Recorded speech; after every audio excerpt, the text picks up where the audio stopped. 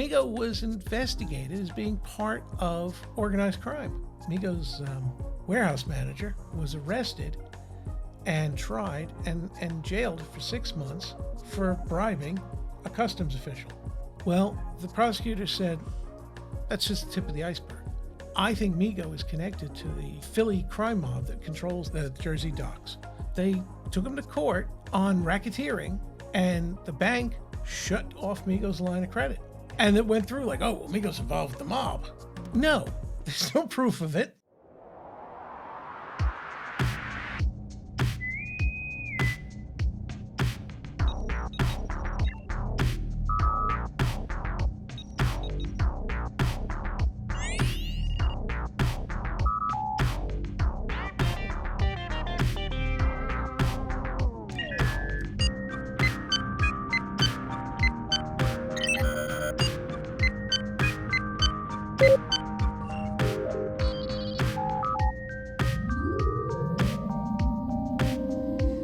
Hello and welcome back to Trek Untold, the Star Trek podcast that goes beyond the stars. I am your host, Matthew Kaplowitz, and for the folks watching the video version today, you might notice something is a little bit different here.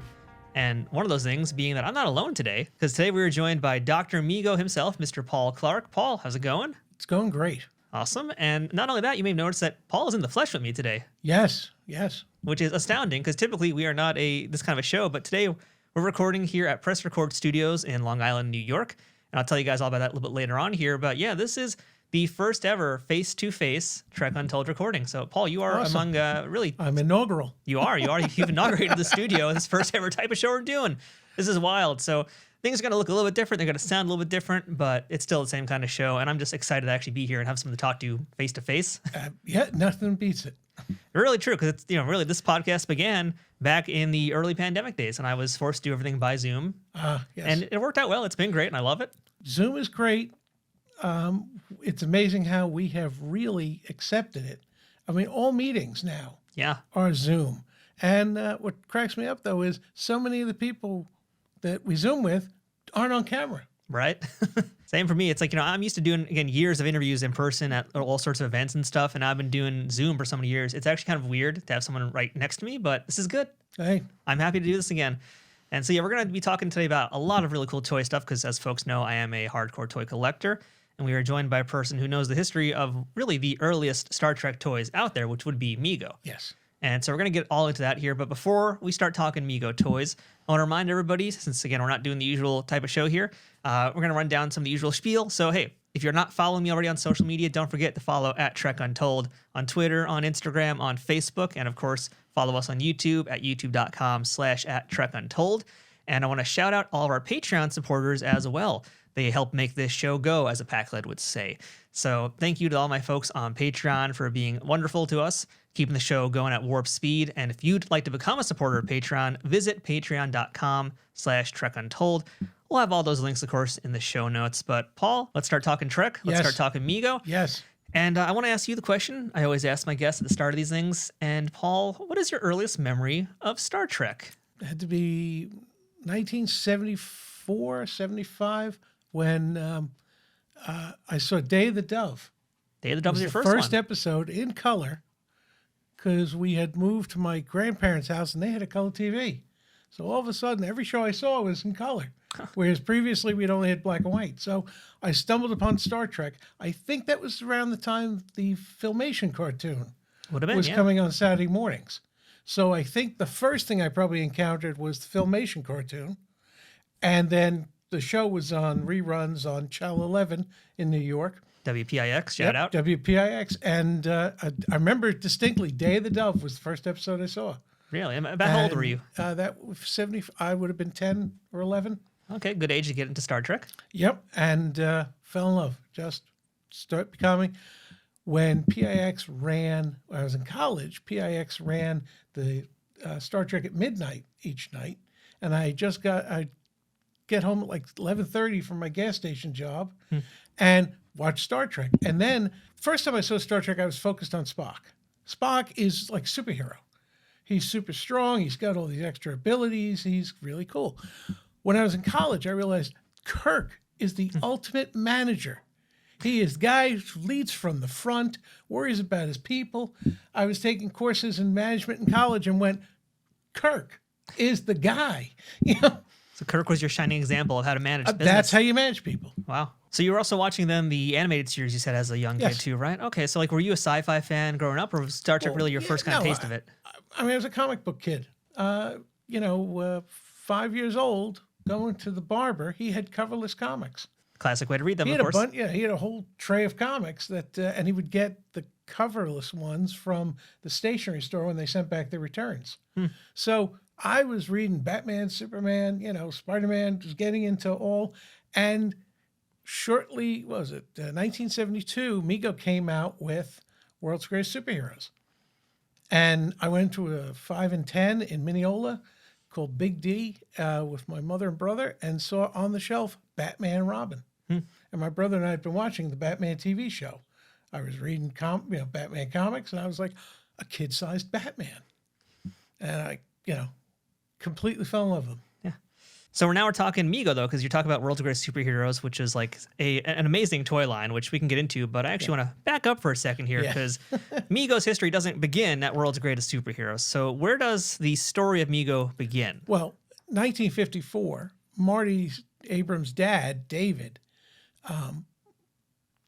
was working for a company that was doing toys in like hardware stores and, non-toy places. Yeah. And selling them in for holiday. And David realized, hey, I could do this with, year round. These places could carry toys year round, and his employer wasn't interested in it. He just saw it as something that was, holiday driven.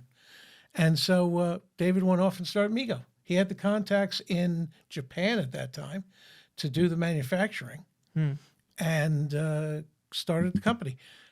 Marty was 16 when he started work as a salesman for the company. I mean, it's a family business. His mother was doing the outfits. It was all about tin toys. Tin toys, right? 'Cause that was a lot And then Barbie showed up, and Mattel couldn't produce enough outfits to go with the dolls. So Marty's mother, Madeline, started making outfits in that size and selling them in the stores right next to Barbie. We're talking handmade outfits. You're not like No, factory produced or made anything, right? in the factory. Made- They factory had produced, the okay. contacts with the factories, and they were able to. She was designing the outfits and then having them produced, and they were able to, and there's nothing Mattel really could do about it. They weren't calling it Barbie. Yeah. She made up her own line called Maddie Mod that was the same size as Barbie, and Mego had this nice business just producing ancillary product to go with the big hit. So when G.I. Joe came out in 1964, they geared right up to do Fighting Yank, other outfits, same size. And that was fine. It's a nice living, but you're kind of living on trends, You're hoping somebody else comes up with a popular toy. Right. So Marty, 1969, his parents said, we're going to Hong Kong to be there to work with the factories. You're now president of the company. He's like 29 years old. And he's the president, and he said, we got to get into licensing. So he was at a bar watching the first football game with the Jets, the first Super Bowl. Because it was 69, it was the Nets, the Jets, and the Mets all hit, And he saw the Jets win the Super Bowl and said, that Namath guy, I got to get him. So they start doing the Joe Namath doll. And that was their first official licensed product. Yeah. And the first game of the new season, Namath got injured and was out for the whole season. And he's like, I'm never gonna risk it on a living person like that. Fighting Yank, they got a lawsuit from Hasbro saying that they copied the G.I. Joe body. And Mego was like, well, yeah, it's a doll body. What do you. What can you really do about it? It's like doing a baby doll. You just Right. send one to China and say, to Hong Kong and say, do it. So they said, well, we patented that body. And I went, really? Completely reverse fingernail. That's right. on the G.I. Joe body. So they had to change. They kept doing Fighting Yank, but they just changed their body. He thought, well, instead of competing directly with G.I. Joe, why don't we do a cheaper, smaller version? Because we're talking G.I. Joes for folks who don't know back then. These are the 12-inch G.I. Joes. These Yes, aren't the 12 3 inch, 3/4 yes. inch that I Sorry, had growing up. These sorry, are yes. these are the big G.I. Joes. Yes. This is 12-inch G.I. Joes, and they were selling for about $5. Oh, And he could do Action Jackson for like $1.99. You could buy 2 Action Jacksons for 1 G.I. Joe. So you get your kids more bang for the buck and outfits. Action Jackson got TV commercials, and they were going to be big, and initial orders were great. Then they changed the rules on the TV commercials, and Mego could not show. They were using stop motion animation to have Action Jackson actually move. yeah. And they said, "Oh no, you can't do that." This is before, decades later, really, the Reagan administration pulled back a lot of those rules. And that's how my generation got the Transformers commercials and all the other G.I. Absolutely. Joe things. Back then, you couldn't really show that because it was considered very problematic. Right. Transformers and G.I. Joe Real American Hero became half-hour commercials Yep. for the product. And so anyway, Action Jackson had a great first year and then slowed down, and he's like, well, what am I going to do with all these 8-inch bodies? And Stan Weston came to him to pitch a 12-inch line of comic strip characters like Dick Tracy and Flash Gordon, and like what Captain Action had done. Yeah. And which Stan Weston also had done for Ideal. So Marty's like, I don't know, Dick Tracy, I don't know, And then he pulled out Batman. And Marty's like, Batman? Now that's the TV show's off the air, but it's still popular in syndication. So he was like, and the packaging was like day glow pink. Yeah. And it was really cool, So he said, give me Batman, you can get Superman and all this. And he goes, and he brought it home and showed it to his son, Ken. And Ken's like, where's Spider-Man? He goes, who's Spider-Man? They went back to, hey, can you get the rights to Spider-Man? Oh, sure I can. Yeah, Spider-Man, Captain America. That was the world's greatest superheroes. And what was that first initial A, by the way? Because it was those 4 guys? Superman, Batman, Robin, and Aquaman were the first 4. Funny thing was Stan Weston then went to work on Super Friends, which was Superman, Batman, Robin, Aquaman, and Wonder Woman. And I said to Marty, well, did you know about Super Friends, before? And that's why you did those characters? And he goes, no, that's just your top guys. Filmation did the Superman, Aquaman, and Batman and Robin. That's where you got it from. He goes, I looked at the cartoons. Because the toy business is always pretty driven by the animation. Yeah, that's true. What's wild to think about, though, is like you just mentioned the first 4. It was all DC guys. But as we mentioned, eventually Spider-Man was added to this lineup here. We had, I think, 73. What other? There were other Marvel characters too, right? Like, Oh, yeah. Yeah. Like, who else was in this lineup here? I just want to kind of paint a picture real quick. All right. So it was Spider-Man, Captain America. And then in 74, they went with Falcon, Iron Man, the Green Goblin, Hulk, the Lizard. And then it went to the Fantastic Four, Thor, and Conan. Conan, who's one of my favorites ever of Mego, by But the way. that was the funny thing. They had Conan was in there because Marvel had a deal to do the Conan comic. Yes. And apparently they just kind of added that in. I guess their deal included merchandise, Yeah, why not? posters, so they were able to put it in. Now you'd have to go to Robert E. Howard's estate and get a separate license for Conan. Tarzan, DC was doing a comic, and they put Tarzan in with the Migos, and then Edgar Rice Burroughs complained and said, hey, I did not add that. I didn't say you could do toys. Yeah. They got to come to me directly. Tarzan's big business. Tarzan didn't sell well. So, Mego just said, no, we'll just drop him. For the best. Yeah, he's not, in his little fabric bodysuit and everything, Tarzan had been incredibly hot in the 30s. By the 70s, he was not very hot. And this isn't like today where you have a nostalgia market of adult buyers. Back then, it was really directed for the kids. That's right, yeah. I mean, there might have been adults buying, but they're just not the force, you know. So there's a reason I wanted to have you run down that list of Marvel characters for Yes. two reasons. Because number one, we're going to come back to the Lizard.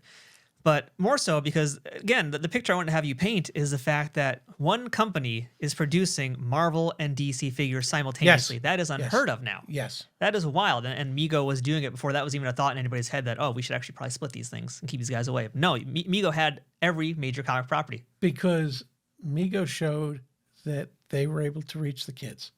But that wasn't really it. It was simply a matter of Marvel did no licensing then. Stanley's secretary was the licensing agent. She would get a sample from Mego, bring it to Stan, say, what do you think? And he'd go, Spider-Man should have red hands. Yeah. Excelsior. Yeah. And it's like, well, what about Captain America? He's got a shield? Yeah, he's good. You know, it's just now this whole departments of licensing. Back then, Marty would have lunch with Stan. And Stan Lee would say, hey, Batman's got a car? Spider-Man should have a car. And he goes, well, Spider-Man doesn't have a car. He clings to the wall. Well, we're going to give him a car. You put out a car for Spider-Man, we're going to put him in a comic. And that would be the Spider Buggy. And that's, yep. And Mego made it an 8-inch and 3 3/4. And it sold well. And it didn't last long in the comic, but No, it did not. here it is. It's funny we're bringing that up here too, because like I've been reading a lot of old comics lately, and I just happened to find the Spidey ones. Spider-Man when they introduced 130. it. And it's in for a few issues, yeah. And like even in those issues, Peter Parker and the Human Torch helps to make it. They're just making Yes. fun of the car. It is. It is a because joke. Nobody's taking it seriously. No. It's not, but it didn't. It served its purpose. It established it in canon, and that and Mego didn't. Yeah, Green Arrow got a car. Captain America got a car. You get a car. You get a car. You know, because kids like cars. You know, it wasn't really Stan Lee saying, "Hey, Spider-Man should have a car." It's just the idea that, oh yeah, why not? Why, well, yeah, you're right. Why shouldn't we just make cars for these guys? Yeah, You why know? not? So at this point now, we should shift into our Star Trek talk, though, I think, because, World's Greatest Superheroes is thriving. Oh, yeah. And but before that, Planet of the Apes. That's true. How could I forget Planet of the Apes? 'Cause Planet, that was a big one. 1974. And the funny thing, it's a great story. Marvin, wait a minute, give me a sec. AHI, Marvin Azrak, okay, was a competitor of Marty. Marty says that, we were AHI's R&D lab. Whatever we made, he ripped it off. What were they doing back then? A lot of, parachutes, the drugstore solid toys, figure. really, Yeah, yeah. drugstore toys, yeah. Stuff that's cheap, inexpensive, the kid sees, I want that, They weren't doing quality stuff. But they were out there. And Marvin had made a deal with 20th Century Fox to do Planet of the Apes. And the lawyer was friends with Marty and, knew him well. And he said, well, hey, I just got a check from Marvin for, like $10,000 for Planet of the Apes. And Marty said, rip it up. I'll give you a check for $40,000 right now. And he's like, you're kidding. And Marty reached over, took the check and ripped it up. And That's he Marty. went, oh, Marvin was like angry. They now, the two of them now have dinner these days. They're, the war's over. Yeah. But it really, Marty put out Planet of the Apes because he said, and I said to him, how did you know the Planet of the Apes was going to be worth four times what Marvin was willing to put up front? That's a big investment. And he said, because my son wanted me to take him to the movies. And I sat through 3 of those movies. And he said, and I looked around and the theater's full of all these kids watching 6 hours of movies. Yeah. And he's like, that tells you that's where they are. So Planet of the Apes did great business. He did $20 million in Planet of the Apes in 2 years. Wow. That's again off of a $40,000 investment, which even today is like a joke of a number. Well, Nothing is 40 grand. Let me explain. That's up front. You licensing. They want some money up front against royalties. Now, after a while, they knew Marty was going to produce, so he didn't have to give up front.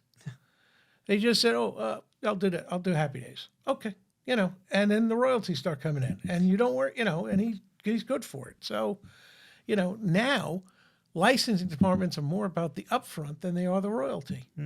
because so many. It started with Gene Simmons.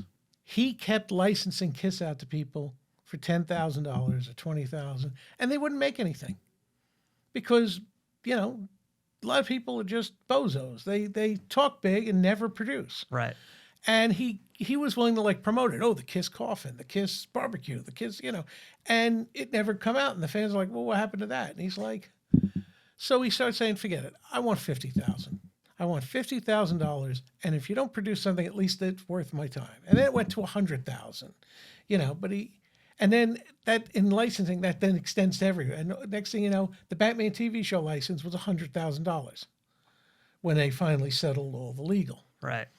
So, but it's, if you produce, it's against your royalties. So Star Trek, lawyer from Paramount came to Marty, said, hey, see you doing Planet of the Apes. You're doing great with superheroes. You're in every store in the country. Star Trek. And Marty's like, absolutely. I love Star Trek. He was a fan is too. A Trekkie. Yeah. He and I have had long conversations about Deep Space Nine, Voyager, Discovery. He knows everything. Next Generation. He is a Trekkie. So you meet him and you feel like he wouldn't be that kind of a guy, but it's cool to hear that he is. He is. We have long conversations about Stan Lee and Jack Kirby. He doesn't really read comic books, though I pointed him to a website where you can read everything online. We'll keep that to ourselves, though. Yeah. And it's really cool. But so he's, he is a geek, but he doesn't, he's also a big sports fan, Yeah. He still sees nerd and geek as derogatory terms. Huh. Whenever I introduce myself to somebody, with the company, I say, I'm the house nerd. And he goes, you shouldn't put yourself down like that. I go, no, Marty, nerd is a badge of honor. We wear it proudly. So Star Trek, absolutely. Go. Kirk, Spock, McCoy, Scotty, the Klingon. That was the first 5. First 5. Okay. Got another story. All right, go for it. I'll let you have a word in edgewise. I'll get it eventually. It's fine. I wrote a letter to Mego when I became a Star Trek fan. And I said, you should make Star Trek action figures. You were one of those. I have a copy of the letter, and it was from 1975. So a week later, 2 weeks later, I go into Big D in Mineola, where I got my other superheroes, and on the shelf is Star Trek Megos. I go, they got my letter. It's all because of you. Yeah. No one else. All because of you. It was all me. Yeah. That's got to be pretty rewarding, though, to see that. And, one thing I've wondered about is, especially this additional 5 here. We're talking about 1974, 1975. This is the era, right? So this is after the original series is off the air as far as new episodes. Mm-hmm. At this point, it's in reruns. And we've also got the animated series. Yes. So I've heard that when it came to the likenesses of those original characters, that they were based more on the animated series more so than they were on the actors. Is there any truth to that? Well, I've said to Marty, looking at the Klingon, it looks like the animated series. And, I said, well, you did Star Trek because of the animated series. And he says, no, I didn't.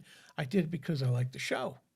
He didn't know. He says he didn't know about the Filmation series, which I find hard to believe for a guy that into, that tight on the pulse, Obviously they were, because the animated series took the actors and smoothed it, and that's what Mego style. did. Mego's real charm was they wouldn't do that tight a reproduction, and because back then with rotational casting, you just can't. Fine lines don't show up when you do rotational casting. It's a very idealized sort of look for the characters. It's an ideal, yeah. It's an idealized. So, also, there wasn't as much interest in nailing the likeness. like It it is wasn't today. about the actor; it was about the character. Look at Power Records and everything else that came out. They really weren't looking to do a detailed portrait of Leonard Nimoy. They were just doing Spock. If he had ears and a bowl haircut, he's good. So that's initially the figures, and we've got a lot to talk about the figures here, but I do want to point out what's been in front of us this entire chat here.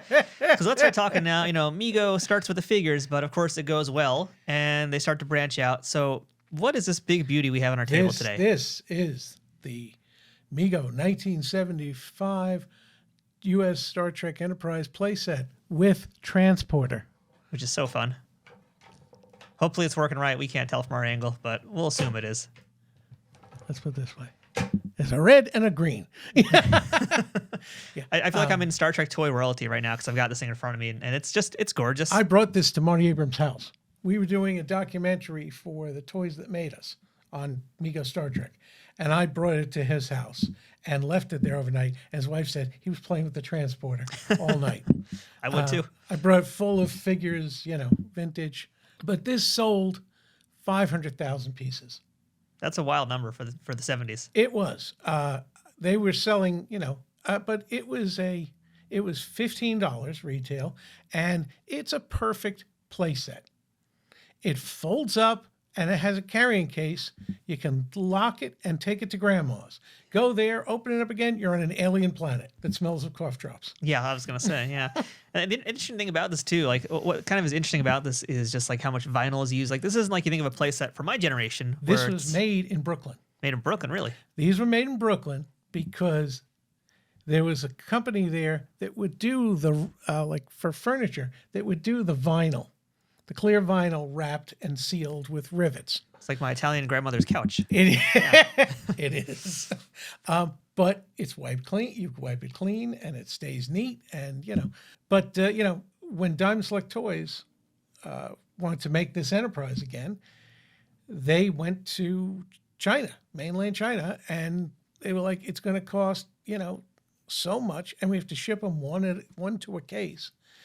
And we were on a panel at New York Comic-Con, and Marty was there, and he said, "Well, where'd you have this done?" He goes, "Oh, China." He goes, "Hey, you should have it done in Brooklyn." I know a guy. Yeah, literally, he knows a guy.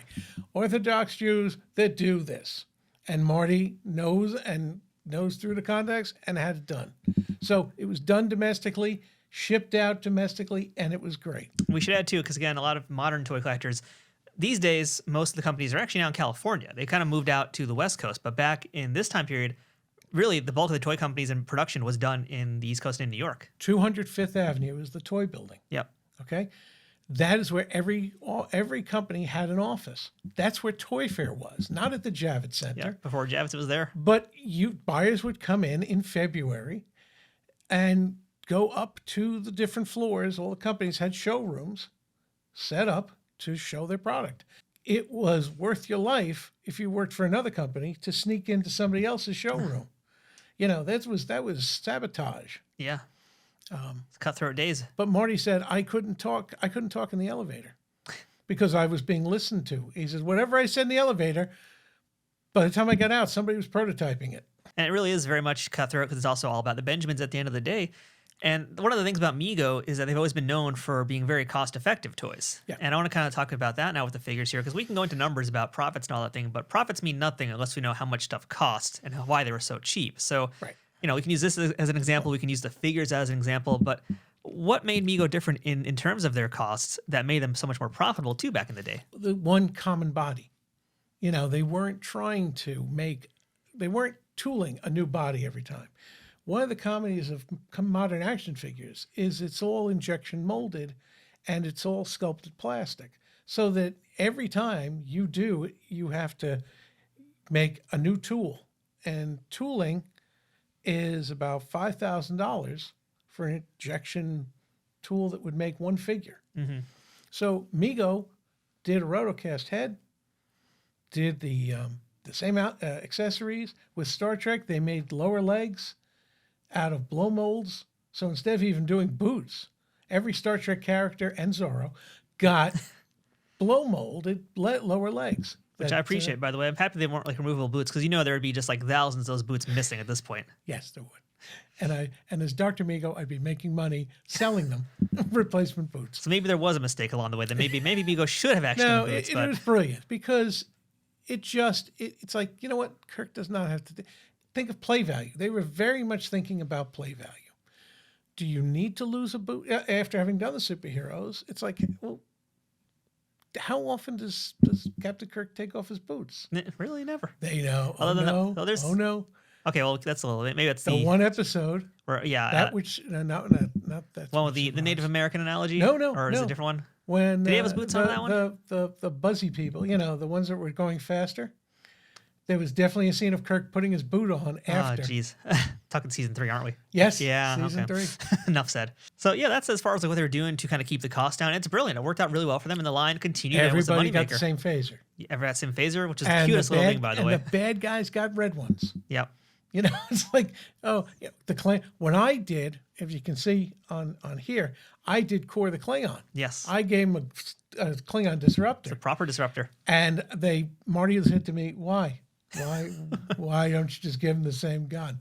I go, Marty, you're dealing with grown men now.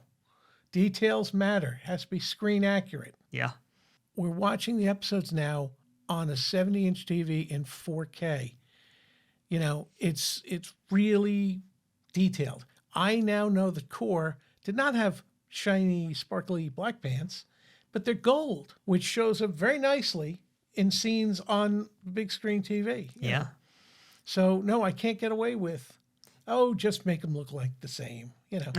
Well, this is a perfect segue, Paul, because now we're going to talk about the continuation of those figures, because there was a lot of repeated parts. And this comes back to why we were discussing some of the Marvel guys a little bit earlier. So let's kind of just walk down that Star Trek line and take us on a tour of what happened. Do you mean the Gorn? I do mean the Gorn, yeah. And he's joining. A Gorn is joining us today, not that original Gorn, but okay. You have to understand. Back then, Mego got black and white stills from Paramount. They may catch an episode on TV. They may have a black and white TV, you know. Really, and nobody was really at Paramount or at Mego was really too concerned about screen accurate. this is kind of the early days of licensing. It is. And, you know, Star Trek was a property that Paramount had pretty much ignored.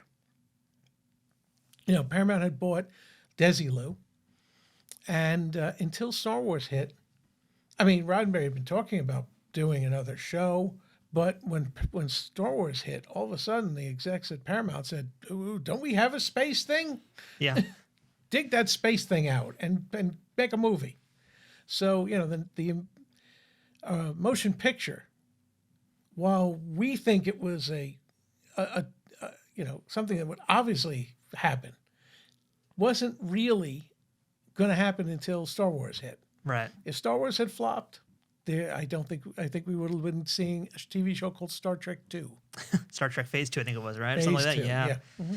Which we would have seen some bits of in the motion picture. I do want to come back to the motion picture, but before we get there, though, just talking again about the 8-inch figures here. Yes, yeah. You know, we talked about that initial wave. To come, we also had Uhura, we had a bunch of aliens, and that's where it gets kind of interesting is with the aliens. So right after they did the first 5, I don't know why, but somebody must have said, "What about Uhura?"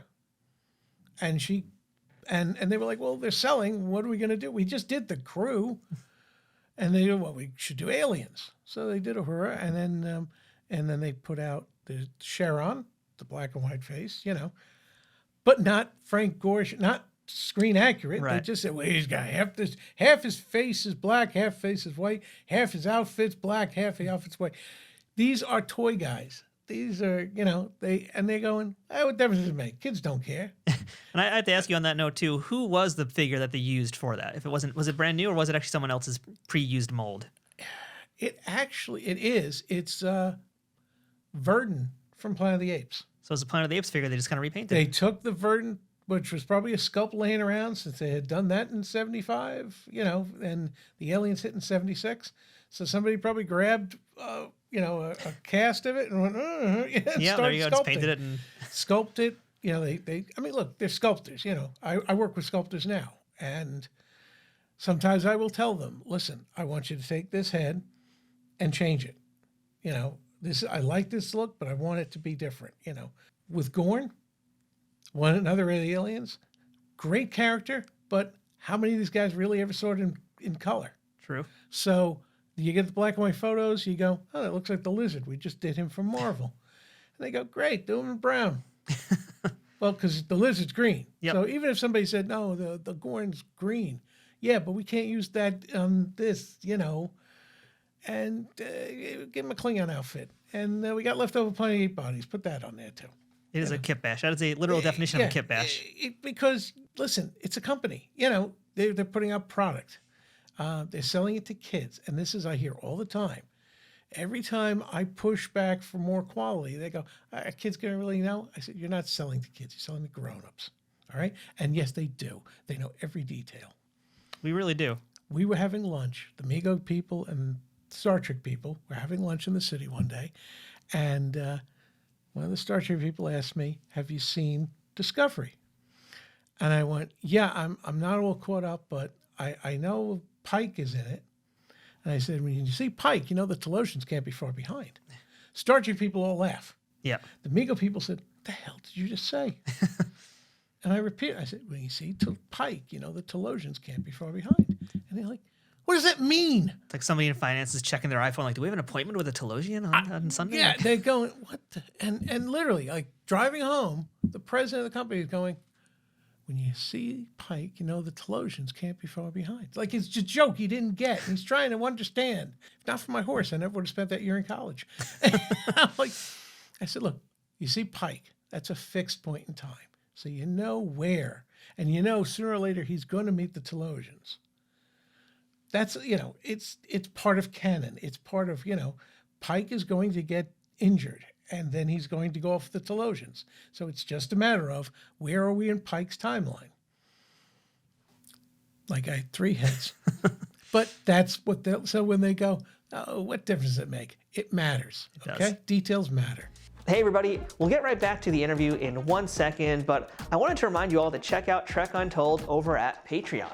Patreon is the best way to directly support creators of things you like through a monthly subscription of an amount that you can choose. Trek Untold has a few different tiers already with different benefits, ranging from early access to episodes, the ability to ask a future guest questions, exclusive merchandise, and other bonuses that I'd love to offer, but first I need to grow that Patreon community to do that. Trek Untold has been around since mid-2020 and has grown a ton since then, thanks to listeners and viewers like you. Through a platform like Patreon, you can help me keep improving the quality of each episode and keep bringing you new interviews with folks that make the Star Trek universe what it is. If this community can grow more over on Patreon, I can offer new perks like watch parties, exclusive Trek Untold episodes, being able to directly interact with guests, and other things, but in order to do that, I need to know my audience wants these things. The best way to tell me what you want is by supporting us on Patreon, so please, check us out at patreon.com/TrekUntold today and become a bigger part of the Trek Untold family. And now, back to the interview. There is another story and something else I want to ask you about, and that's Star Wars. Yes. Okay, Star Wars popped up 1977. Kenner does their action figures. I happen to have a few here. I've got myself a Luke in X-Wing outfit, and I got my original Luke right here. Missing the lightsaber, of course, because he is, but this is Kenner. Came out. Yeah. There's rumors and hearsay. I'd like to kind of get to the bottom of this one here. Sure. Was Mego ever offered the Star Wars license? Was that something that they wanted to pursue? What Okay. happened? All right. The lawyer from Fox who came to Marty with Planet of the Apes came to Mark Pendergrass. Yeah, it's in the book on Mego. He came to see Marty. Didn't have an appointment. Just came to drop by the Mego offices in New York and said, "Oh, I've got some stills and some artwork for this new science fiction movie we're doing called Star Wars." Nobody had any idea about any of it. It was going to be another Close Encounters of the Third Kind, another 2001. But Mego always grabbed science fiction and fantasy, so absolutely. Mego did $15 million the night of Toy Fair when they introduced Wizard of Oz. Just at a party, they had the actors from the movie, and they wrote $15 million in business right there.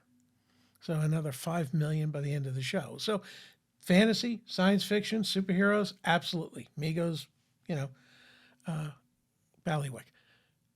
He came in, and Marty was in Japan signing the deal for Micronauts.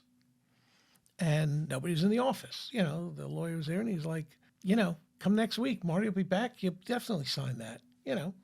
We take anything just to keep it from somebody else. Yeah. Logans Run, just to keep it from somebody else. He'll take it. He said, "Oh, okay. Well, in the same building as Kenner."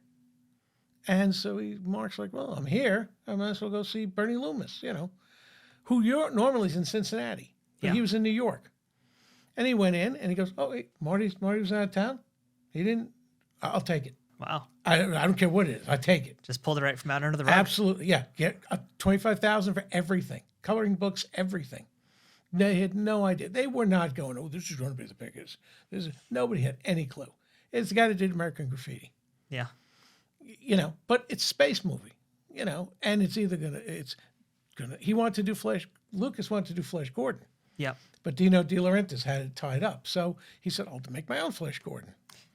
And Star Wars, Kind of worked out. So, I mean, Mego didn't pass on it.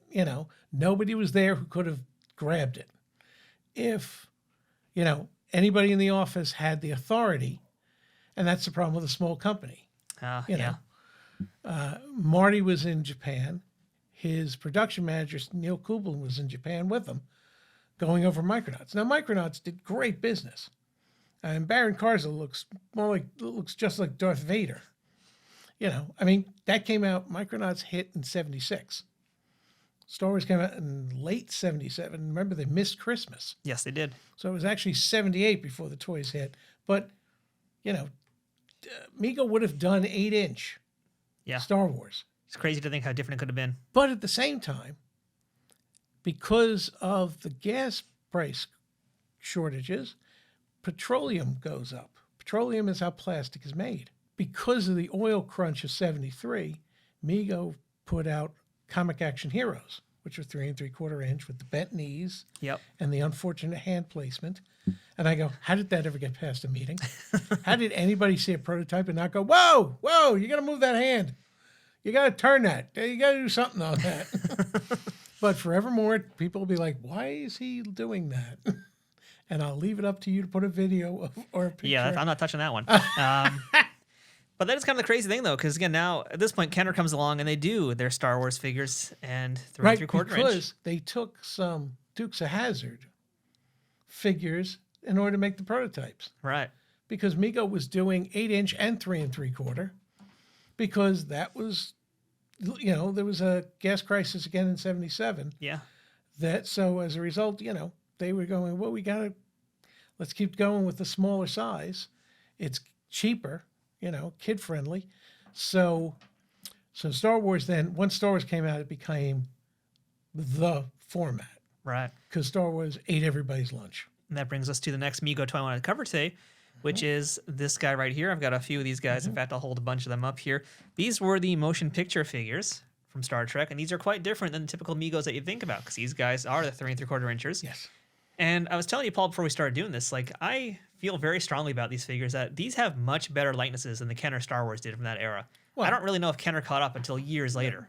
Kenner was mainly a board game company. They were doing some, they weren't really in the action figure business. And if they were, they weren't doing licensed. Mego had a lot of good sculptors that were doing chair. You have to understand, when the 8-inch line was a hit, Marty then turned and said, I'm going after Barbie. And he put out Cher, the anti-Barbie. And he did Captain Tennille and Farrah Fawcett. He was doing 12-inch fashion dolls and making a lot of money off it. He gave Cher a royalty check for $1 million. That made news. Nobody had ever gotten $1 million royalty check. Yeah. On licensing, on licensing a toy, So his sculptors were working at larger size and doing facial feature, likenesses and doing much better work. So when Kenner, came out with very simplistic, because it's just kids. Yeah, I mean, again, you got Darth Vader right. But in a way, Lucas was much more a gearhead. So the ships had to be right. Ships are amazing, yeah. See, Lucas looks at Luke Skywalker and goes, doesn't look like Mark Hamill. Good. Not at all. No, there's zero Mark Hamill in this whatsoever. And he's like, who is he? Mark Hamill was just a blonde young guy that he got to play Luke. Yep. And if he gave him a hard time, he'd put somebody else in. But Darth Vader was the important character. He was very, 53 Buick. Yeah. But Lucas is very much a gearhead. He's into cars, so it was all to him about the ships. So Star Wars, really, there's two kinds of toy collectors. There's figure guys and vehicle guys. There's the guys that like Batman and the guys that like the Batmobile. So Star Wars really spoke to the vehicle guys more. The ships were more important, Yeah. But when Mego did the 12-inch Star Trek the Motion Picture, they did 12-inch and they did 3 3/4 because they did not like the 3 3/4. It lacked a lot of charm.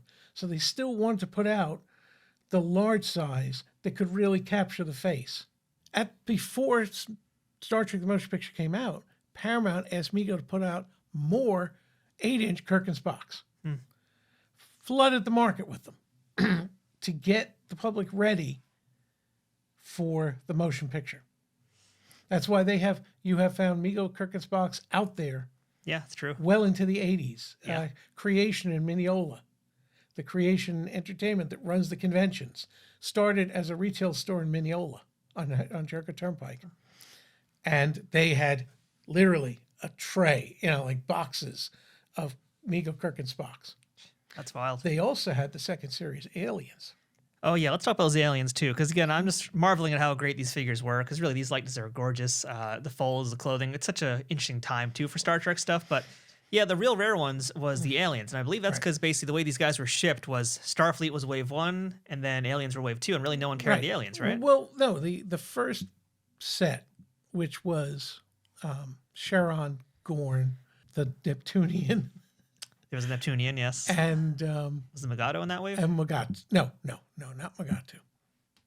You think I'd write stuff down? I think I would know this. I think I do my homework. All right. The second wave, which was really rare, was the Andorian, the Romulan, the Megatu, and the Telosian.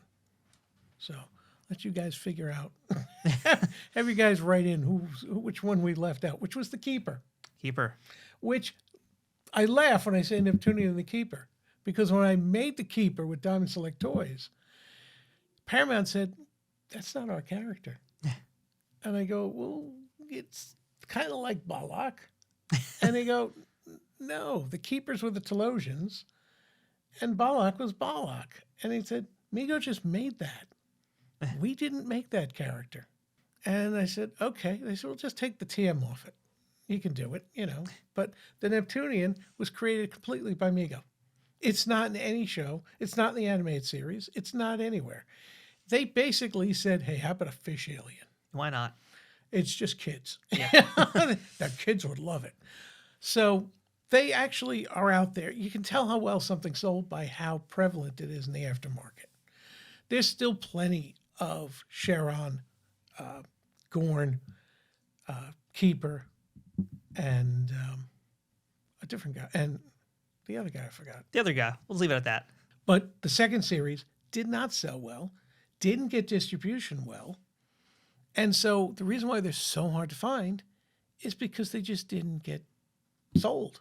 That's kind of the same story for the motion picture aliens, too. Yeah. And this is the reality of the toy business is guys go, oh, these are really rare.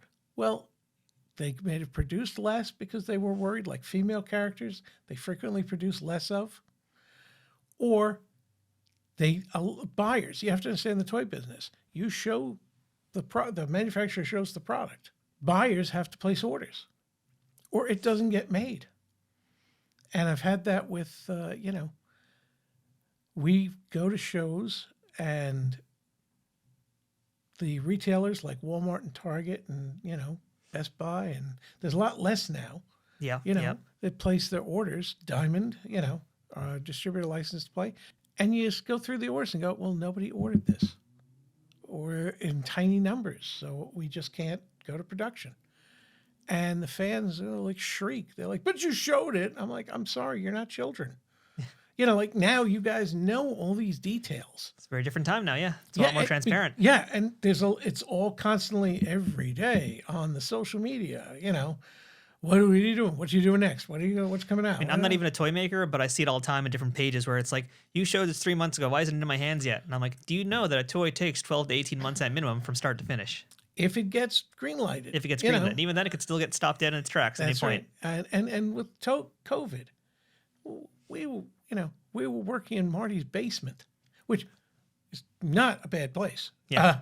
His house is right next to the Merchant Marine Academy and looks out on the Throgs Neck Bridge.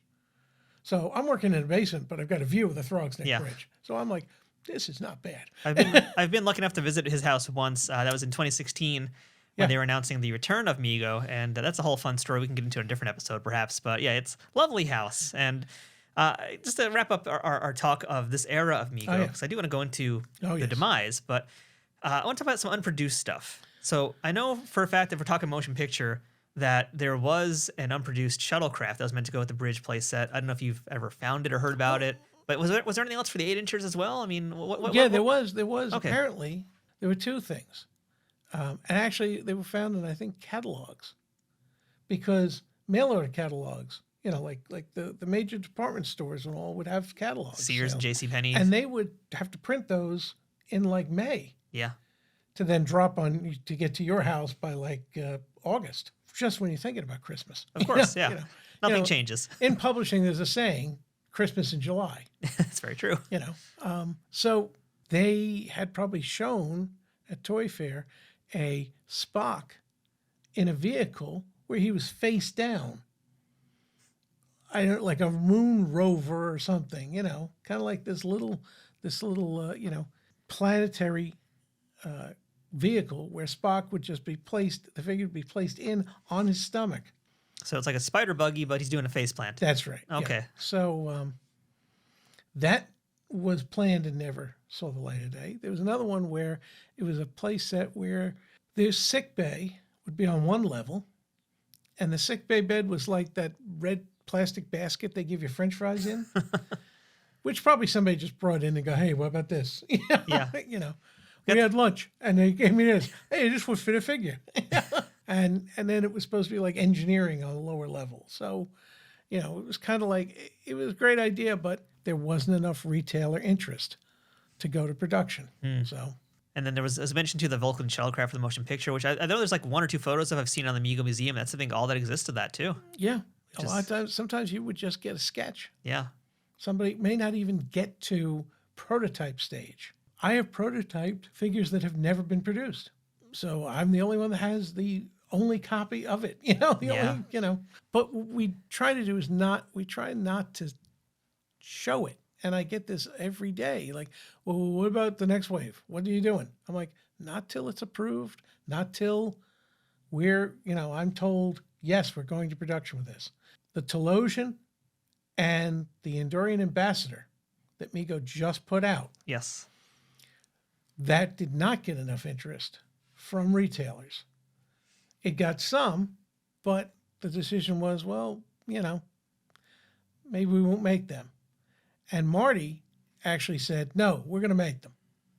Those really look cool. We had been showing them for quite a while.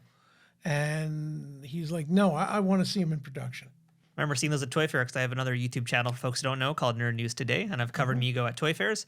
And I remember seeing it, and that's like really the top thing everybody was commenting on was like they really wanted that Telosian. And Marty hears you. He's there. He's a fan. He's right there. He hears what people say. He knows. He's kind of always had something on the beat. He's always had the beat of the pulse or whatever that saying is. But yeah, he's always kind of like had his ear to the ground. Finger is on the pulse. Sure, that works too. Let's go with that. It is. And he will very much come to me and say, Shatner just went up to space. We should do a Shatner and Bezos. I go, are you kidding?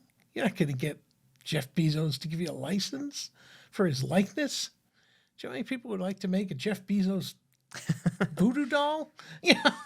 But now I'm just imagining like a 90-year-old Shatner figure with like some kind of Mego-style rocket ship. I mean, right there's money. Oh, you kidding? Yeah. We'd put him in the blue Origin yeah. uniform. And I'm like, do you realize you got to make a licensing deal with the head of Amazon? Not that he won't. So I said, okay, I'm on it. So I sculpted, I had a 3D sculptor. We've moved all the sculpting now to 3D. That way I can send a file to the factory and I can send them a pattern. And because of COVID, we couldn't visit. We still can't visit the factory. I don't know. I think they just don't want us there. It could be that. I don't know. But it's frustrating because I have to do everything by email and FedEx. So it's kind of tough. And factories are notorious for waiting to the last minute and then go, okay, what do you think? And I go, no, this is completely wrong.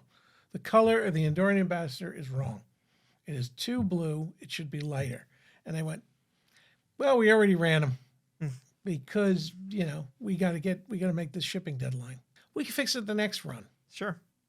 If there is a next run, so Running changes happens. running change. See it that's all the time term. with Mattel these days in the wrestling figures. They do it plenty. Yeah. And if the stuff sells enough, yeah, you can do that. I want to also kind of back it up for a second here because we're talking about Mego today right there. But there's also a time period where there was no Mego at all. Yeah. So to kind of back it up for a moment here, what would you say was the top reason that Mego initially collapsed? Oh, no, I know exactly. I'm trying to be political and nice about it. No. It's a cool story. And I said to Marty, you shouldn't shy away from it. You should say it proudly, Mego was investigated as being part of organized crime. Which think about that for a second. A toy company. That's like today if Hasbro is being investigated for working with the mafia. Like, just think about that. But it's the same thing because you ship product through the docks of New York. They would bring in a lot of product because Mego had a warehouse on Long Island in Bohemia. And so they were shipping a lot of things off the boat, taking it right out to the warehouse. They would ship from Newark out to Toys R Us, which is in Newark. It wasn't all container loads, out to Mattel. Right. It wasn't like, oh, that's arriving at the West Coast and go to Walmart's. Everybody, look, you ship by boat, you truck across the country. That's how you got to break up the containers or just put the container on an 18-wheeler and off it goes. So Marty's, Mego's warehouse manager in Newark said, paid a bribe to somebody to get a shipment sent through in time for holiday. And that warehouse manager was arrested and tried and jailed for 6 months for bribing a customs official. Well, the prosecutor said, that's just the tip of the iceberg. I think Mego is connected to a Philly crime mob that controls the Jersey docks, Comra and Persico. One of my hobbies is actually studying organized crime. So they're like, Mego is connected with Persico. And they questioned Marty, and he's like, I don't know the guy. I don't know, Look, we gave somebody some money to get something through to get, it's not like it's just, the warehouse manager's doing time. That's it. No, they thought they could flip the warehouse manager on Marty, and Marty would flip on Persico or the next guy. And that's how prosecutions are done. You keep going up the chain and pushing on the next one, saying, well, we're going to throw the book at you. You're going to go to jail for 10 years, if you don't cooperate and give us information on the next guy. Marty's like, I can't give you anything. I don't know. He's like, of course, with, organized crime, you could have Christmas cards with the guy. Yeah. And you'll say you don't know him. So, but he really didn't. And so they took him to court on racketeering, and the bank shut off Mego's line of credit. That'll kill a company pretty quickly. And it went through like, oh, well, Mego's involved with the mob. No, there's no proof of it. Marty was convicted of wire fraud. He sent his parents money in Hong Kong because they were buying a house. And they said, well, you're funneling money out of the country. My parents are part of the company. I'm not sending, we're not, it's like, but he couldn't prove the case. Marty was given a fine and a suspended sentence of, okay, so you wired money out of the country without filling out the paperwork. Okay. And the judge said to the prosecutor, you told me there was this whole big conspiracy of criminal crime families connected to this toy company, and you can't prove anything. And he goes, well, he got, and the prosecutor says to Marty after, hey, no hard feelings. The company's in shambles. No hard Marty feelings. had to leave the board, and they're like, and then it ran into the dirt. It's once your line of credit's frozen, you can't get any work done. You can't get things out there. So they had to turn Mego into something else. And by 82, it was over. There was no reason for it. it wasn't like Mego wasn't doing well. It was rumor and innuendo, and in the toy business, you just can't survive that. So, so Marty then turned around and started working with Hasbro on making Transformers. Yeah.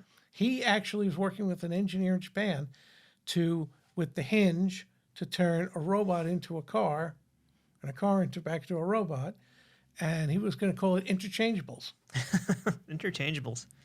I'm like, yeah, about those names. Yeah, but still, he didn't leave the industry though, so it's kind of important. He kept it up. So he called Stephen Hasfeld at Hasbro, Hassenfeld, the Hasbros, and said, "Look, I got this engineer working on this thing. I think it's a cool idea. You take it. I'm now in a whole, and Marty did consulting for Hasbro all through the 80s. So he's the guy who's really responsible for Transformers. Now, would Transformers have sold without the commercials, without the TV, without the TV shows? I don't know. With the name Interchangeables, would that have done maybe it? Not. But it would have been it may not have been the powerhouse it became, but the whole concept of car becomes, robot. A truck becomes a robot. And then, a boombox becomes a robot. Yeah, one of my favorites. My mother made me give away my Megos in September of 1976. And when did you disown your mother? She said, "You're too old to be playing with dolls." Because remember, we didn't have the term action figure. Yeah, and there was no nostalgia market. There was no real value at that point. Before Star Wars, nobody called them action figures. They were dolls. That is a very true point I do want to bring up, because a lot of collectors today, they don't like calling them dolls. But let's be honest here. I mean, yes, they are action figures, but their roots are all in dolls. And I'm also a wrestling toy collector. And one of the biggest thing that irks me is I'll see these toy collectors, like they want soft goods now. They want more accessories. Absolutely. And I'm just like, great, cool. That's very much like a doll. Can we just say that what these things are? Well, no. What I always say is when people say doll, they do it to try to make you flinch. Exactly. They do it to try to get under your skin. Own the name doll. Refuse to give them the satisfaction. Are you playing with your dolls? Yeah, and my wife is cool with it. I'm like, yeah, I'm 50 years old and I play with dolls. What else you got? And honestly, it's kind of like the root of the toys. It's really not an insult. It's just the truth, because all modern action figures, they began at Barbie. But the point is, what was great about Mego is fabric gives you much more realism than just molded plastic. Totally does.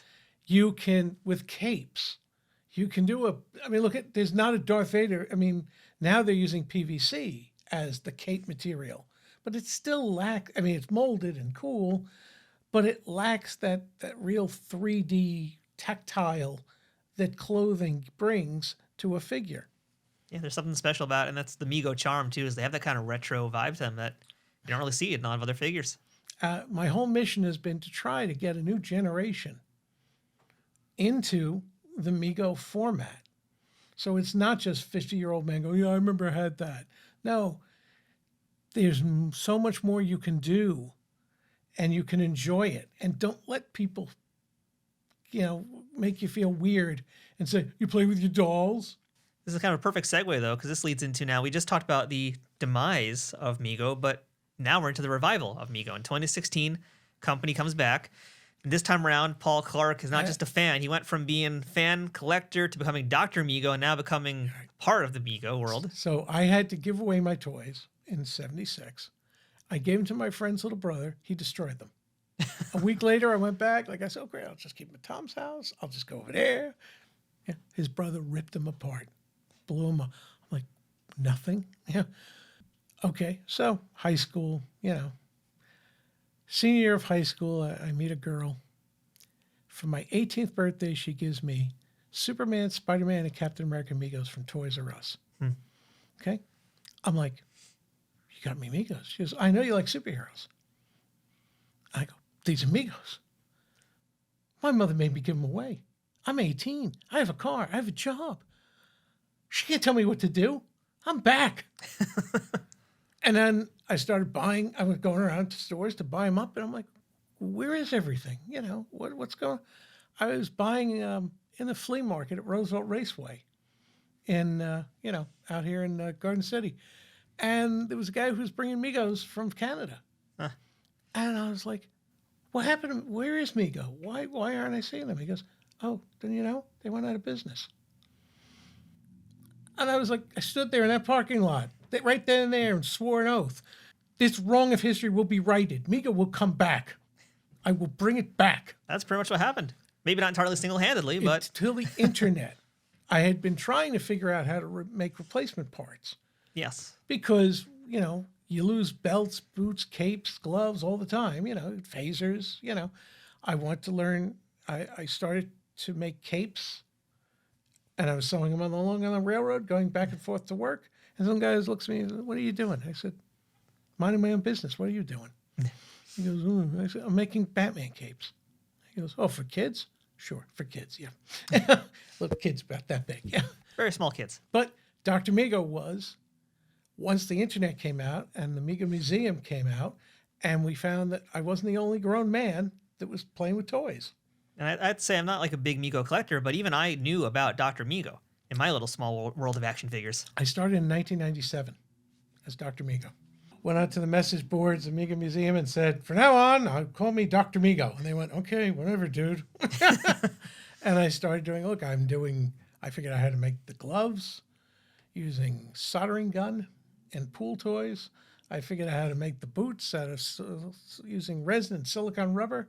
I can do the color, no shrinkage. You know, I'm doing it all in my garage, nights and weekends. I wanted to crack the DNA of Mego. So I put up a website, new thing. You know, some guy, named Jeff Bezos just put up one called Amazon. Heard about that. Like an online bookstore. Like, wow, cool. I could buy books from him. Doing my website. 25 years later, I'm still doing it. I'm still in my garage and I'm still filling orders. Yeah, now you're a key part of the actual company, which is that's just right? it. Yeah. 2004, I met Marty at MegoCon in at the Hotel Pennsylvania in the city. And I said, I want to bring back Mego. I had tooled the body in China. My wife, so I'd been doing the replacement parts. And I said to my wife, I really wish I could do the body because there's such a need. There's only so many of the originals. I said, if we had new bodies to be able to sell, it really spurs on customizing and being able to do production. And she goes, well, we could take a home equity loan. Oh, by the way, that girlfriend that gave me the Megos, I married her. That's a keeper. I forgot that part of the story. Might be a little bit important, yeah. Yeah. So, we've been married for 35 years. Well, congratulations. And she is just always supportive of this. Is she Mrs. Mego? She is she who must be obeyed. Marty had said to me, he goes, hey, I know you'll do what I say, but what happens if your wife and I disagree? I go, sorry, Marty. She must be obeyed. There you go. If she tells me I cannot play with you anymore, that's it. But so she said, we could take a home equity loan. And I had 2,000 bodies made. And I delivered to my driveway. And I'm like, wow, Mego's back. Then I met Marty and I said, I want to bring back Mego. And he said, all right, a lot of guys want to bring back Mego. Show me you're not full of it. Go get a license like Star Trek and then come talk to me. Okay. Took me 2 years. My friend Joe had worked in Star Trek licensing through Paramount and with Creation. And he got us a meeting with somebody at Paramount, and they said, oh, well, that's great. We love it. But Diamond Select Toys has the license. They got it from Art Asylum. They continued it from Art Asylum. And so we met with Chuck Tessera from Diamond Select, and he went, yeah, we'll try out a couple. So we did Kirk, the Klingon, Spock, the Andorian, McCoy, and the Romulan. They sold well. They're like, okay, great. Let's do another, But I did them at my factory with my tooling, and they screwed up the rank on Spock and McCoy. They gave them silver rank instead of gold. Mm. I didn't find out until cases arrived from Diamond, that I ordered. I ordered 500 of each to sell over time, And how many curse words did you use that day? That was New Year's Day, 2008. That's got to hurt. Yeah. I opened the box, saw the silver, and went, oh, my God, you're kidding me. The samples I'd gotten were gold. And I emailed and said to my guy in China and said, Tony, what the hell? And he was like, oh, they were always silver. Here's a picture. Here's a date stamp picture with Spock with 3 gold rank bands. And I replied, here's my email reply to you saying, no, Spock has 2. Kirk has 3, Spock has 2. McCoy has 2. They did McCoy and Spock same time because the only difference between them is the head. Mm. He goes, all right, I sent the kid to get the stuff. He brought me back silver, not gold. I said, what difference does it make? It's just toys. I'm like, it matters. And every grown man who got these are like, why did he screw it up?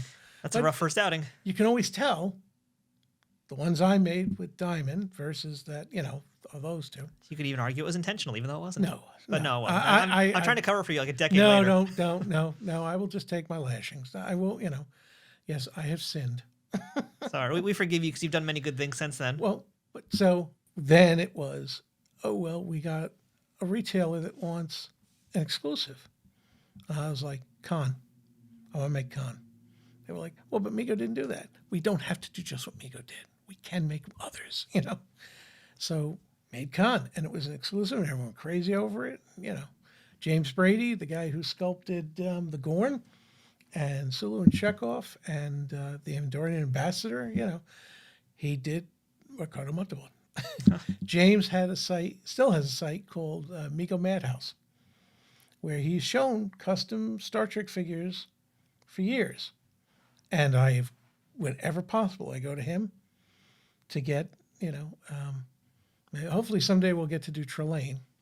I have that sculpt, That'd be fun. He's only had, the one Playmates figure? Yeah. Yeah. But the core of the Klingon that's in the play set was sculpted by James. Which I was looking at earlier, and I was like, this is beautiful. Because, I think Isn't it? I think of Mego figures from the old days, and I think of, this Kirk, for example, and they're very simple, idealized, like we said. Rotational casting. Yeah. It smooths out the fine lines, Now we switch to injection because that's the industry standard, and that gives better likeness. The Worf that you showed, definitely better detailing. It's wonderful Worf right by my head here, which is more recent. And DS9 we did line. Saru from Discovery. This Saru is great, by the way. I regret not getting this signed when I was at Trek Long Island last year. Yes. But you must have gotten at least 20 of these signed for yourself, I feel like, right? No, Oh, I man. don't bother celebrities. So I would have done that. I'm that guy. I don't know. I never really, after one bad experience with Adam West, I avoid celebrities.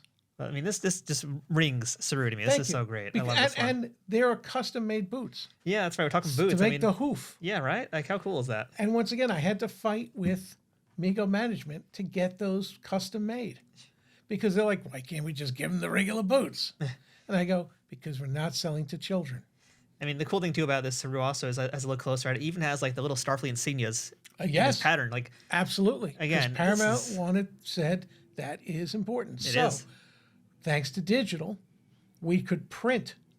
We could make the little tiny emblems, and we could print it on the gold. Which is so cool. So, I mean, let's talk about what's changed, though, for Mego, because a lot of things have changed production-wise, internally. Mm-hmm. Where are we at today in 2024? What's new with Mego? What are they doing? Give me all the scoops, man. Oh, sure, yeah. Yeah, why not? While we're here. What's coming next? Let me just, Senator, on advice of counsel, I cannot answer that question on the grounds that it will incriminate me. Yeah, I go through this every, why don't you show us? Why don't you tell us what you're working on? Why don't you? Because it's in progress. And the worst thing to do, all right, One Piece. You saw at Toy Fair, we showed One Piece Megos. Well, then the licensor came back and said, no, we don't want you to do them. That was the One Piece Netflix series, by the way, right? Not the anime. Yep. Yeah. And we were like, but we showed this. We're taking orders. And they went, too bad. Those are pretty nice figures, I have to admit, too. They actually look really great. This is the problem, is licensors call the shots. Mm. In the old days, the manufacturer called the shots because there were so many retailers. Now it's just Walmart and Target and a couple others that just, they tell you what you're going to do. And that's fine. We have meetings with Walmart, and it's like, okay, this is what we want you to do. No problem. I'll be happy to do these. It's like, but at the same time, if they go, we don't really understand the whole, Star Trek thing.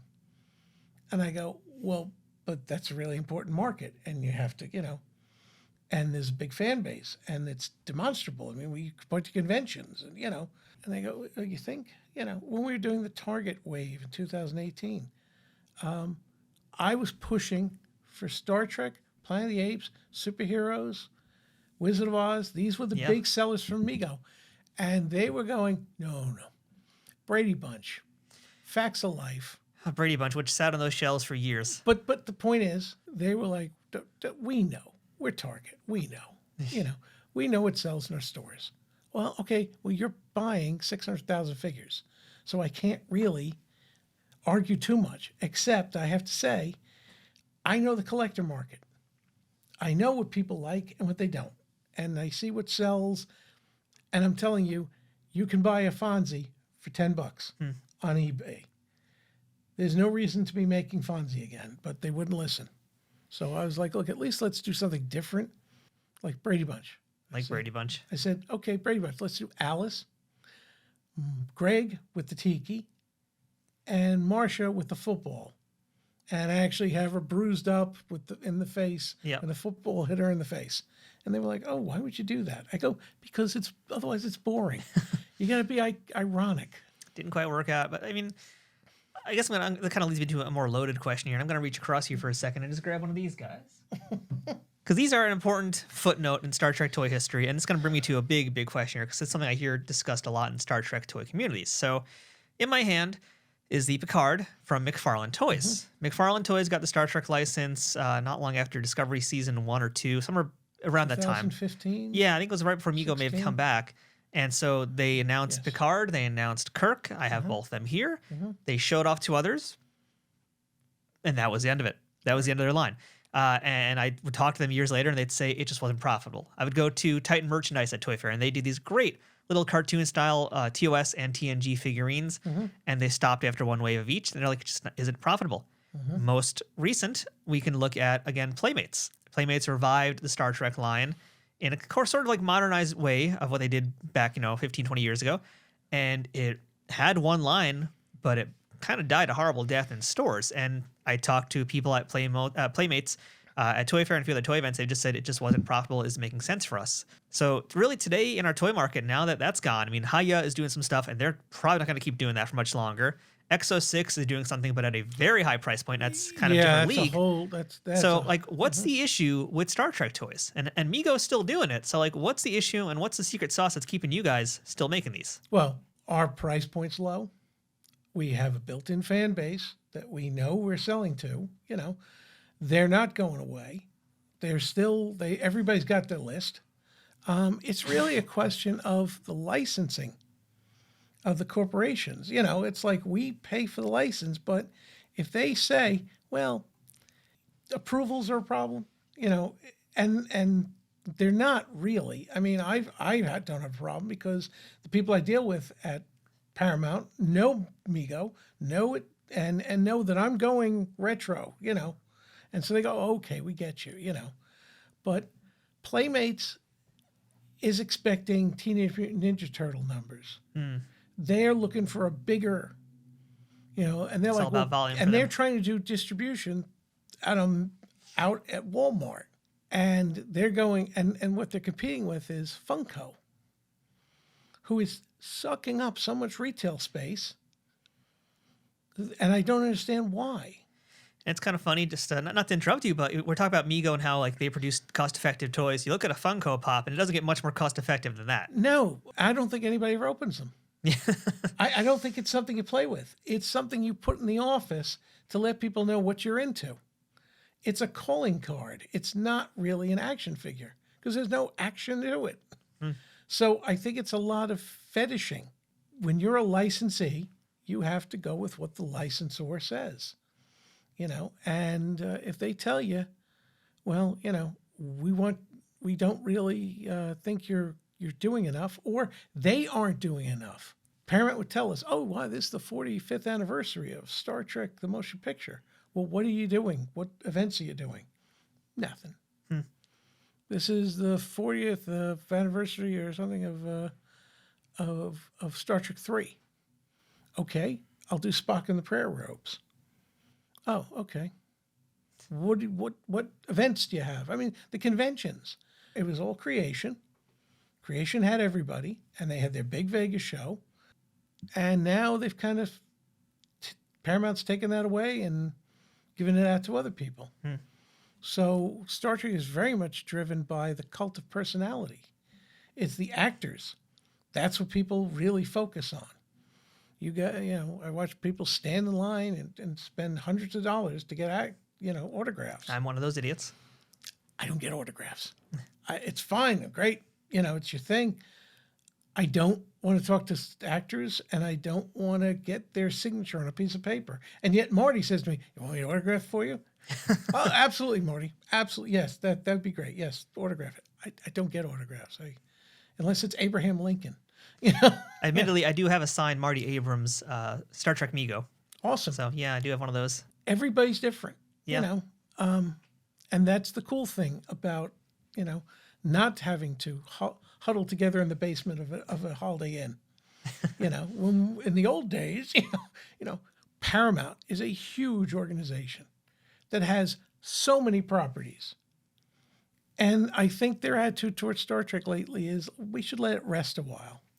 Something definitely seems like there's a bigger picture problem happening. That's above And our yet pay at the grades. same time, but we're also reading, they're talking about selling it, Exactly, yeah. So, but that's not why Playmates stops. Yeah. Playmates is going, where's the numbers? And the reality is the toy aisle is still kids. And kids don't really see Star Trek. And they tried with Prodigy, but it didn't really land. I can say, too, I never saw a single Prodigy action figure in a Target or a Walmart. And yet, I was ahead of my license. It didn't really lend itself to Mego. Yeah. If I was a molded plastic toy, and I think that's the problem. I think they wanted Playmates to do Prodigy. And Playmates said, well, why don't we try a line of the vintage? And that didn't, light up. Yeah, so we got a few Prodigy figures, not even the full cast, mind you, just a few of the core members. And it was really only like Amazon and Entertainment Earth, Big Bad, the usual suspects. Which means it went to mainly Adult collectors, And they're a much smaller, listen, I would love it if I could put a product out and know that I could do the whole series, I could do the whole, and I can put it out there and people will buy. But most of us don't like pre-orders, and pre-orders are absolutely essential. Pre-orders are voting. The reality is nobody wants to take any risk. In the old days, Toys R Us would buy cases. Take a shot on it. Hey, looks good. They trust their instincts. And I bet kids will like this. You just don't have that anymore. They want to place, they want to do pre-orders because the ability's there. You don't have to risk it all. Amazon wants us to put up pre-orders and then fulfill them, and our distributors are like, well, how many pre-orders have we gotten? They want us to put out, and this to me is something, the way products are produced kind of has to change. I do a prototype, I get photography, I put it out there, we take orders, then we go to production, and it's like maybe we need to make a bigger deal about the pre-order. Maybe I should be showing stuff in progress and kind of build instead of having to keep quiet all through the development. I see that with a lot of smaller companies now that I actually do buy third-party figures from, is they're showing the whole process. They're showing a lot more behind the scenes. Look at Exo6. Exo6 is a great example. He's a guy, I follow him on Facebook, and he is constantly showing off. Yeah. And I wish I could do that. I mean, Schubert and his company, they do great work. But he's also working a whole different Sideshow. Yes. Sideshow has a subscription base. They don't have to sell to a distributor. They have enough people on their subscriber list, enough big fish, that when they go, we're going to make this many, and we're going to sell it to these people before we even make it. And if, and we have our list, and we don't have to say anything. And then maybe we'll send some out to, to distributors to pick up the extras. So I think I have to, at least for Mego, have to try to changed the process where I do get to say what I'm working on and what's in progress. And here's a first shot of this outfit. But the problem is everybody wants to be a cook. So all these Mego ambassadors, okay, I did Two-Face for the world's greatest line. The prototype was purple on one side and a plaid pattern on the other side. Well, some people said, I don't like it. That doesn't look like Two-Face. That's not what the comic looks like. That's not the retro Two-Face, Well, my boss said, well, what artwork do we get for the package? And I showed him the artwork that Warner Brothers gave. And he goes, well, it should look like that. The guy in the box should look like the artwork on the back. I said, fine, we'll change it. I'll have the factory make a tan suit on one side and a purple plaid on the, checkered pattern on the other. And then when it came out, people were like, well, I like the old outfit better. I like the prototype outfit. Well, this sucks. Why'd you do that? I'm like, there's not one voice. So when you go out there and say, oh, you want to see what I'm working on, I can't take everybody's advice. Yeah. I have to go, well, we're not going that way. Well, I'm not buying it then. It's frustrating. It's not easy. I mean, it's adult collectors, and I'm part of them too. I guess so. I'm not shaking my fist angry or whatever. But sometimes we want things that we want, but we can't always get what we want. But it's taste. Yeah. I can put out a figure, and everybody will have a different. Bizarro did Bizarro. Now Warner Brothers does him with a purple, like a magenta cape, and a dark blue, so that you can distinguish him from Superman. In the 70s, he had exactly the same outfit as Superman with the backwards emblem, Legion of Doom. Well, that's great for the animators, but on the shelf, I want to make Bizarro look different than Superman. And this is what Warner Brothers wants him to look like. Yeah. So, okay, well, you should have done him like this. You should have done him exactly the way Superman. I can't, I have to do what these people, they're the license holders. Well, as we start to kind of wrap up this interview here, I got to ask, because I already sort of did ask, but I'll ask one more time here, since you can't tell us who's coming down the pipeline, and we just had this discussion about really why you can't. Can you at least give us some insight about Star Trek and the Mego world? Will Star Trek be continuing in the world of Mego? As long as I have anything to say about it. If Paramount doesn't renew our license, well, then what can I do? We keep going back and saying, yes, we want to make more. Yeah, we did Brave New World. Strange New Worlds? Strange New Worlds. We did Wrong book. Pike. We did Pike. I wouldn't mind seeing Mego do Brave New World figures. So I wanted to do Pike in the green shirt and Spock. The Ethan Peck Spock. With the pattern. I have a prototype ready for number 1. Waiting for the new Mego female body that I've been promised. I don't want to use the 50-year-old female body. Might be time for a change. Yeah, it looked pretty bad back in 1973. Oh, by the way, I never had any Mego females. My mother would not buy me or her for fear I would take her clothes off. So I got her back. I tooled the female body for her when I did it with Diamond Select, and I had 2,000 naked, headless female bodies sent to my parents' house because they were home all day. FedEx delivers instead of having them leave it on my driveway. I just hope she didn't open the box up and be like, what the? The FedEx guy would bring them right into their garage. Yeah. But yeah, I got there, I opened it up, like, look, Ma, look. The female form. Yes. God forbid. Thank God I didn't see some plastic breasts. You prevoit you. Yeah, it would have made me into some maniac.